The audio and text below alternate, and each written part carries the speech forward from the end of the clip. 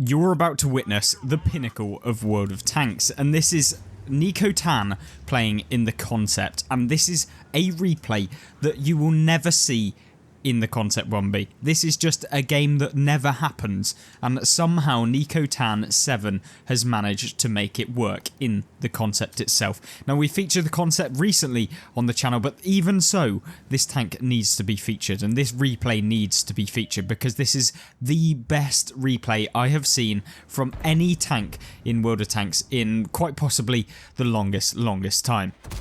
Now, granted, the Concept 1B is a very good tank. You can see Nico here has some sort of super sensitive mouse, and you can see him just being an absolute monstrosity within the game, but he is going to have a replay that no other player is probably ever going to have in this tank, and it may just be the best replay that we've seen, and that is because the Concept 1B has pretty much everything that you need in World of Tanks, and that is because it has the gun depression, it has the armor model, it has the speed, it has the mobility, it has pretty much everything that you could possibly need. And when you get it into the right sort of positions, when you can be the aggressor, when you can be the one that gets hold down, the Concept becomes this monster that no one can stop. And half the time it's because the tank itself is just amazing. But when you get an amazing player combined with an amazing tank, results like this happen. And that is exactly how this result has happened and why I want to showcase it to you guys on the channel. Now, a replay of this caliber is rare, and so that is why I want to kind of get your opinions on the state of the Concept 1B. Do you think it is a tank that is far too powerful within World of Tanks? Do you think it is a tank that needs to be nerfed, or do you think that some changes need to be made? Because replays like this seem to happen a hell of a lot more in the Concept 1B as opposed to any other tank within World of Tanks, and I don't know whether that's because the higher level players, the most experienced players like to play this tank, or whether it's because the Concept 1B has an innate ability to be able to just have these games. Now then, Nico Tan has found himself in a nice sort of position for the Concept 1B. You can see here he has got hold down against the ongoing forces that have made their way to the northern side of the map, and this is where the game presides and where Nico Tan is going to hold the line and be the forefront of his team's destruction. And you can see here placing some nice rounds, the accuracy of the Concept 1B of course helping a great deal, and now you're about to see what happens when a Concept 1B comes up against the brute force of the enemy team, and that is where Nico Tan is going to be able to pump out round after round after round after round into the opponents that have made a super aggressive play. They're now pushing towards the base. His team are going to try and support him to the best of their kind of to the best that they can, but Nico Tan doesn't really need that much support when he is such a high caliber player like he is. And you can see actually that he's featuring the skill L4 TU, the skin for of course being team skill, and that is exactly what this replay is. It is of course a skilled replay, and you're seeing the IS-3-2 here pushing up very aggressively. You can see the T10 here moving up, and for the most part they're going to find it very much a struggle to go through the armor of the Concept 1B. Now then, Nico takes one shell of course, and he is going to be a bit more aggressive in this kind of engagement where he's going to be the one pushing forward towards them rather than letting them push towards him, because he has the advantage of being able to go hold down. He has the advantage of just being a highly accurate player and a marksman at that. He's able to just put round after round into the opponent's weak points, into their cupolas, into all kinds of weak points, and you can see here he's trying to use the dead wreck and going underneath, but it doesn't really matter because now he's just going to place a nice round. He's going to try and side scrape, exactly what you should be doing against the tanks. The Charfutur being a little bit too aggressive, and you can see him placing a nice round into him. He's now going to go and side scrape up against the rock and be the forefront of his team's like a hammer essentially against the opponent's forces, and the T10 here just trying to get around into him. He does manage to actually pen him, which I'm very surprised about, but he's going to place a nice round into him nonetheless. Now, on 4,900 damage, this would be an okay game for the Concept 1B. If you're trying to go for your marks of excellence, you're probably not going to go down too much, or in essence, you may even go up from a 4.9k damage game, but you're certainly not going to be going up by very much. And when you're taking round after round, constantly going through you, it looks like it might be the end for him. However, he now takes the initiative, knowing full well that the AE Phase 1 and the T10 have been poking and cresting as much as possible against him, putting round after round. He is now going to take a bit more of a defensive position, let them come to him, because going towards the opponents can sometimes lead to your demise, and you don't want to be going and leading to your demise, like the corner of all of the tanks over here that have decided that they're going to go against Nico Tan 7 here. Now then, in this sort of scenario where you are a one-shot to pretty much every single tank in the game, you want to make sure that you aren't doing anything silly, and so he does just that. He's now using the bush mechanics, being able to stay well behind them and being able to actually put rounds into the opponents that he needs to. Now the Xiaofu move forward, if he can put a round into him, putting him on a one-shot, that would be the best result possible, because ultimately if he can do that, he'll be able to then take him out with one shot later on, because the Shah could be the downfall of the Concept 1B if he manages to get a round or manages to place a nice round into him. Now then, in this sort of scenario, it's terrible. Let's not beat around the bush. He's got tanks in front, tanks behind, and it's looking like he's going to have to make some sort of play. Hopefully he doesn't get shut down from one side or the other, and therefore he can move on with the game and try and help out his team as much as possible.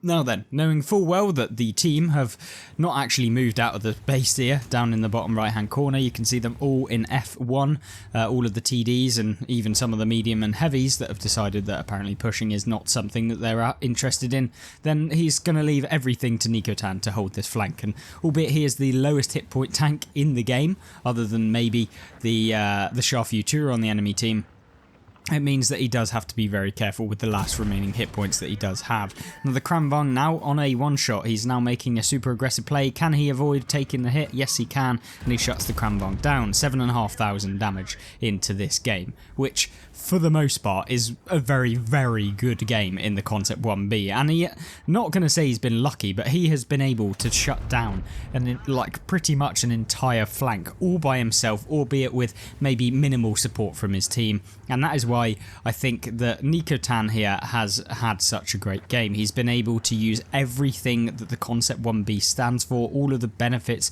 all of the perks of the concept, to be able to have these games where, for the most part, the enemy team just cannot handle it at all. And I guess that leads into the question of whether or not the Concept 1B is actually balanced, and whether or not it should still be in the game. Should there be any kind of changes to the tank? Of course, it is a reward tank that everyone can obtain, so most people will probably not complain too much about it, but that's where you guys come in, and in the comments I'm be interested to see what you think about the Concept 1B and whether it is as overpowered as I guess I'm making out, and I guess as Nico Tan is showcasing within this replay on World of Tanks. But I think what we'll showcase now is yet again the speed of the tank coming into play, because yes, you could be a hold down beast, yes, you could be someone that's going to be able to move forward and be able to spot for your team, be able to get hold down, but if you can't actually get forward, then that kind of leaves out like half of the gameplay style. But because the Concept 1B can actually move, can actually shift,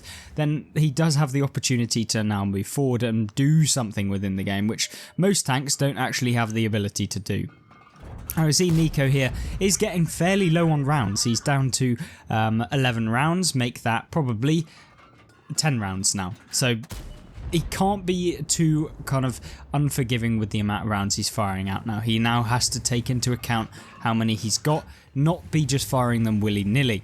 And so I guess that he needs to think about that before he just goes for the blind fires and stuff like that. He needs to secure the damage with the rounds that he has remaining. Of course, 3 of them being HE, which he can use to great effect against the FE4005, which he's picked up on and he's now going towards. And the FE4005, he does have an STRV that's going to be further over, so he needs to be careful as to where that tank is going to be able to hit him from. You can see he's taking a bit more of a defensive position once again, knowing exactly how much hit points he's on. 169 means that even a HE round from pretty much any of the remaining tanks would take him out. So even if they don't actually manage to pen, it could be devastating.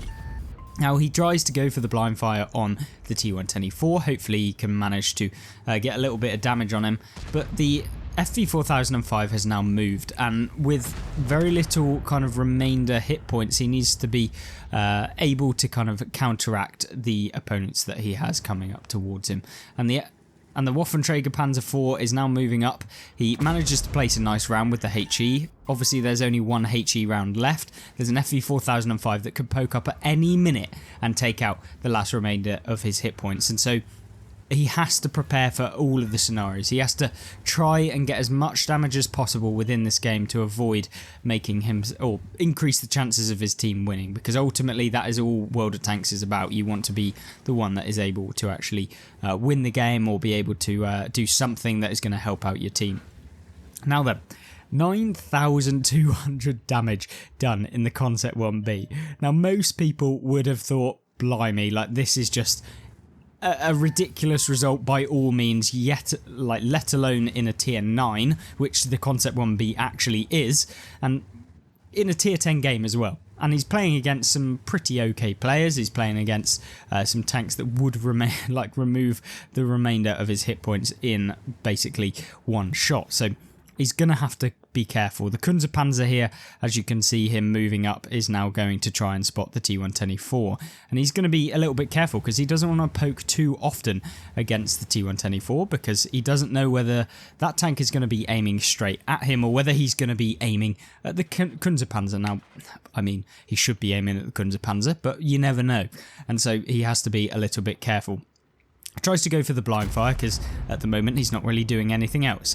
And the Object 704 in the bottom left-hand corner of the game is saying well done to the Concept, but the game is not over. He still has plenty of things to do within this game, and he needs to make sure that he's not being too silly with thinking that he's going to be able to carry this game super hard. And unfortunately, the SDRV on Nico's team here gets taken out, and so he needs to now be a little bit aggressive. He needs to do something to support his team. Now, there is an SDRV that he doesn't know where the hell the tank is at all. But what he's going to do is, in the midst of the T124 taking out the Kunze-Panzer over here, he's going to get into a position where hopefully he can get a shot into the FV.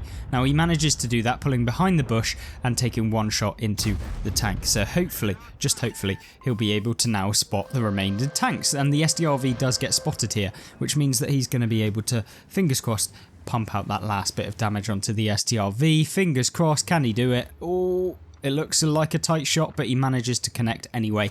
And now it is a 2 versus 2 scenario at the end of the game, with both tanks being on a one shot for the remaining tanks left in the game. And there is there's the T124, who is a one shot. We've also then got, well, all of the tanks left in the game are a one shot now.